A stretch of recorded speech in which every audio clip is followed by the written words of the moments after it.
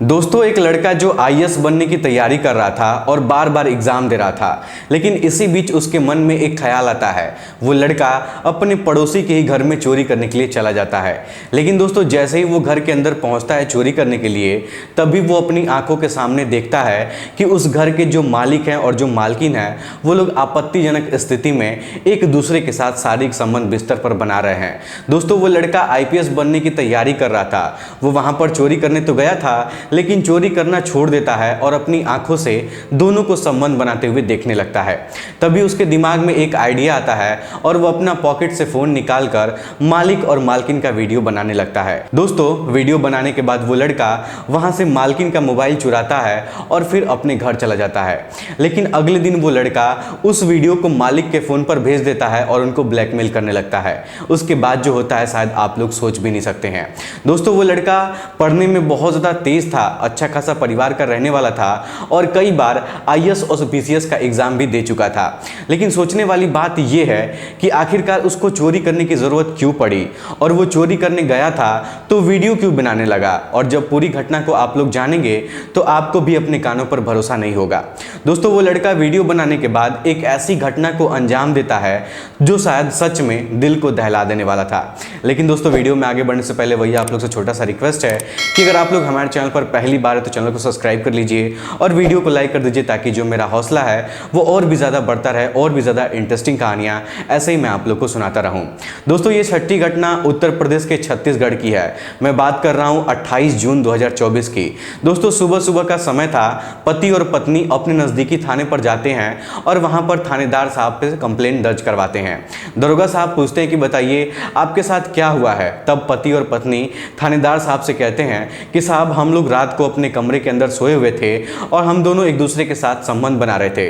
तभी किसी ने हमारा वीडियो बना लिया और हमको पता भी नहीं चला।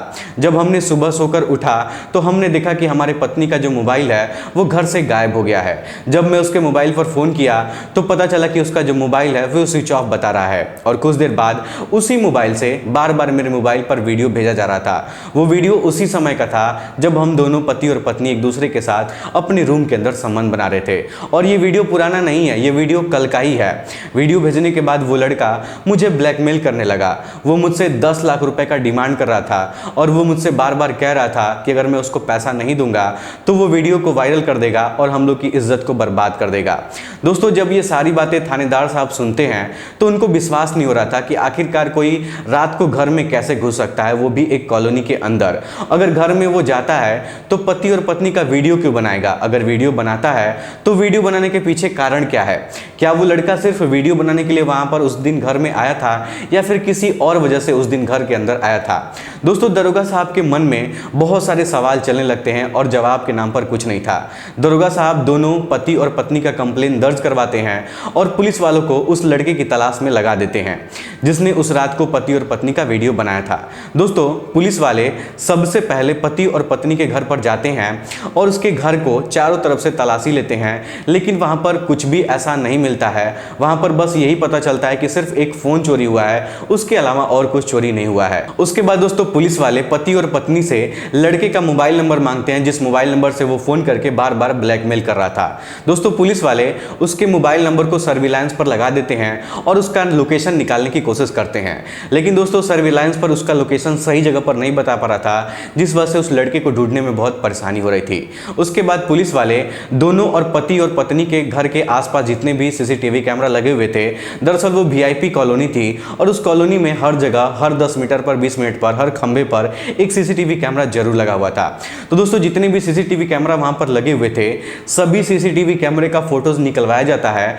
तब जाकर पता चलता है कि वो लड़का रात के 11:30 बजे के आसपास घर के सामने वाले रास्ते से गुजर रहा था और मौका पाते ही गेट को फांदकर घर के अंदर घुस जाता है। उसके बाद वो लड़का घर के अंदर पूरे 1 घंटे तक रहता है और पूरे 1 घंटे बाद वो घर से बाहर निकलकर चला जाता है। दोस्तों, सीसीटीवी कैमरे में बस इतना ही कैद हुआ था कि कब वो घर के अंदर गया है और कब घर से बाहर निकला है। घर के अंदर वो लड़का क्या क्या किया है ये किसी को कुछ नहीं पता था।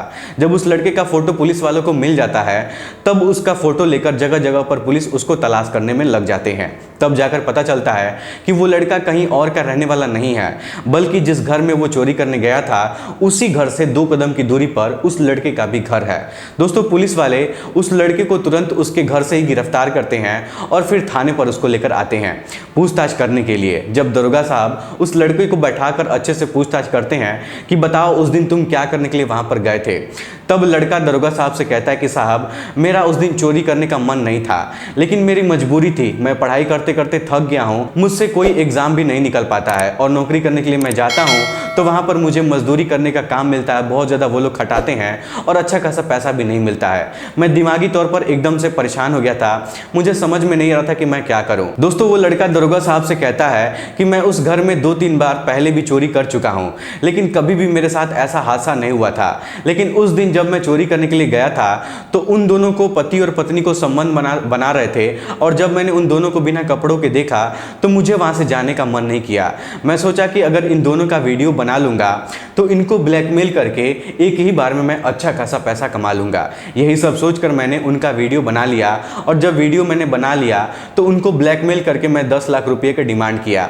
मुझे लगा कि वो लोग मुझे पैसा दे देंगे और उसके बाद मैं पैसा लेकर अच्छे से अपनी ज़िंदगी को व्यतीत करूंगा, लेकिन वो लोग मुझे पैसा नहीं दिए और मुझे नहीं पता था कि वो लोग पुलिस में कंप्लेन कर देंगे। दोस्तों वो लड़का दरोगा साहब से कहता है कि वो लोग बहुत अमीर घर के रहने वाले हैं और उनके पास पैसे रुपए की कमी नहीं है। तभी दोस्तों दरोगा साहब खींचकर 2-3 थप्पड़ उस लड़के को मारते हैं। तब जो लड़का है वो रोने लगता है और कहता है कि दरोगा साहब हमसे बहुत बड़ी गलती हो गई है, हमको माफ कर दीजिए, आज के बाद हम ऐसा काम कभी भी नहीं करूंगा। दोस्तों दरोगा साहब जब उस लड़के से पूछते हैं कि तुम कब से आईएएस और पीसीएस की तैयारी कर रहे हो, सिविल सर्विस की तैयारी कब से कर रहे हो, तब वो लड़का कहता है कि सर अभी मेरी उम्र 28 साल की हो गई है और जब मैं 20 साल का था तब से मैं आईएएस और पीसीएस की तैयारी कर रहा हूं और कई बार मैंने एग्जाम भी दे चुका है, लेकिन एग्जाम में मैं पास नहीं होता हूं, मैं हर बार फेल हो जाता हूं। तब दरोगा साहब कहते हैं कि वो मोबाइल कहाँ है जिस मोबाइल को तुमने चुराया था। तब वो लड़का अपने पॉकेट से मोबाइल निकालकर दरोगा साहब को दे देता है। तब दरोगा साहब पूछते हैं कि एक बात बताओ, इस मोबाइल का पासवर्ड तुमको कैसे पता चला। तब वो लड़का कहता है कि सर 2 दिन पहले ही मैं उसके घर के बाहर बैठा हुआ था, तो जो पति और पत्नी हैं उनके बच्चे बाहर मोबाइल लेकर गेम खेल रहे थे, तभी मुझे वहां पर उनके मोबाइल का पासवर्ड का पता चल गया और उसके 2 दिन बाद मैं घर में चोरी करने गया, इसलिए मुझे उसका पासवर्ड पता था, मुझे याद था। दोस्तों दरोगा साहब को उस लड़के की बातों पर भरोसा नहीं हो रहा था। तब दरोगा साहब पुलिस वालों से कहते हैं कि इसको लॉकअप में बंद करो और इसके बारे में और जानकारी जुटाने की कोशिश करो। दोस्तों जो वहां पे पुलिस कर्मचारी थे वो लोग उसको थाने के बैरक में डालकर बंद कर देते हैं और पुलिस वाले उसके बारे में और जानकारी जुटाने की कोशिश में लग जाते हैं। दोस्तों 4-5 दिनों बाद पुलिस वालों को पता चलता है कि ये लड़का एक बार चोरी नहीं किया है, बल्कि अपने मोहल्ले में रहने वाले सभी घरों में एक ना एक बार चोरी जरूर किया है। ये बात पुलिस वालों को उनके पड़ोसियों से पता चलती है उस लड़के के। जब उस लड़के के घर में छापेमारी मारी जाती है, उसके घर का तलाशी लिया जाता है, तब उसके घर से बहुत सारे मोबाइल फोन चोरी के निकलते हैं। जब ये सारी बातें थानेदार साहब को बताई जाती है, तब थानेदार साहब सख्ती के साथ उस लड़के से पूछताछ करना स्टार्ट कर देते हैं, यानी कि उसको मार पीट के पूछना स्टार्ट कर देते हैं। तब वो लड़का सारी बातें कबूल करता है और कहता है कि सर मैं आईएएस पीसीएस की तैयारी नहीं करता हूँ, ये तो बस एक दिखावा है ताकि लोग मेरे बारे में गलत ना समझे, और इसी वजह से मैं आसानी से किसी भी घटना को या फिर चोरी करके निकल जाता हूँ और लोग मेरे ऊपर शक नहीं करते हैं। दोस्तों जब दरोगा साहब उस लड़के के बारे में पूरी सच्चाई को जान जाते हैं तो उसके ऊपर कड़ी से कड़ी कार्रवाई की जाती है और उसको जेल के अंदर डाल दिया जाता है। दोस्तों जो मोबाइल फोन उसने चुराया था उस पति और पत्नी का, उस मोबाइल फोन को पति और पत्नी को दे दिया जाता है और उस मोबाइल फोन में जो वीडियो बनाया गया था उस वीडियो को भी डिलीट करवा दिया जाता है। दोस्तों आजकल हमारे समाज में ऐसे बहुत सारे बहरूपिये घूम रहे हैं जिनके बारे में उनको देखकर पता नहीं लगाया जा सकता है, तो ऐसे लोगों से बचकर रहना है। दोस्तों इस घटना को बताने का मेरा मकसद बस ये है कि अगर आप लोग रात को अपने घरों में सोते हैं तो अच्छे से चारों तरफ का दरवाजा बंद करके सोइए, नहीं तो ऐसा हादसा किसी के भी साथ हो सकता है। दोस्तों वैसे भी आजकल बरसात का मौसम है तो इस समय में लोग चोरी बहुत ज़्यादा करते हैं, क्योंकि मैं बड़े लोगों से अक्सर सुनता रहता हूं कि जब गांव में अक्सर रात के समय में लाइट खराब हो जाती है, लाइट कट जाती है, मौसम जब खराब होता है तो अक्सर रात के समय में ही चोर जो है वो चोरी करने के लिए निकलते हैं। और ऐसी कहावतें मैंने बहुत सारे लोगों से सुना है और बहुत सारी ऐसी घटनाएं हमने अपने आंखों के सामने भी देखा है। तो दोस्तों आप लोगों से विनती है कि आप लोग अच्छे से रहिए और अपने परिवार का ख्याल रखिए। फिलहाल आज के इस वीडियो में इतना ही। वीडियो पसंद आए तो वीडियो को लाइक और चैनल को सब्सक्राइब जरूर करिएगा। आप सभी लोगों का बहुत बहुत धन्यवाद।